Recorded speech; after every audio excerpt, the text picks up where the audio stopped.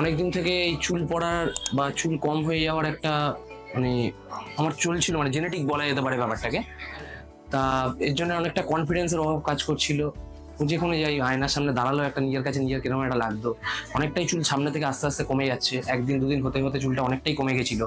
তো ভাবছিলাম আজ করাবো কাল করাবো, কিছু তো একটা করতে হবে এর জন্য।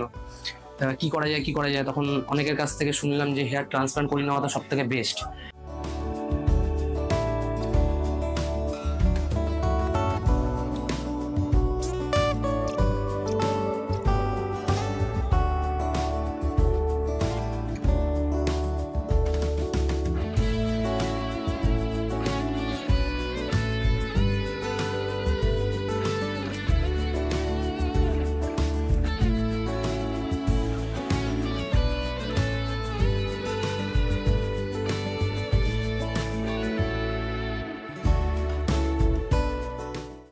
এখন আমি দেখছি যে মোটামুটি আমার 7-8 মাস হয়ে গেল ট্রান্সপ্ল্যান্ট হয়েছে। এখন আমার মোটামুটি মাথার অবস্থা দেখলাম যথেষ্ট, রেজাল্ট আমি দেখলাম যে কম্পারেটিভ বোঝা যাচ্ছে, চোখে দেখলে বোঝা যাচ্ছে যে কি ছিল সেখান থেকে কি হয়েছে এটা বোঝা যাচ্ছে।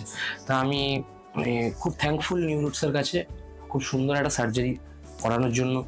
আর আমি আমার দিক থেকে বলবো আমি মোটামুটি 100-এর মধ্যে আমি কিছু না 99% তো স্যাটিসফাইড। এটা আমি একদম জেনুইন আমার রিভিউ দিলাম। আর আমি অনেককে সাজেস্ট করবো যদি আপনারা পারেন তো অবশ্যই এসে নিউরোডসে যোগাযোগ করুন, কথা বলুন, এখানে এসে দেখুন।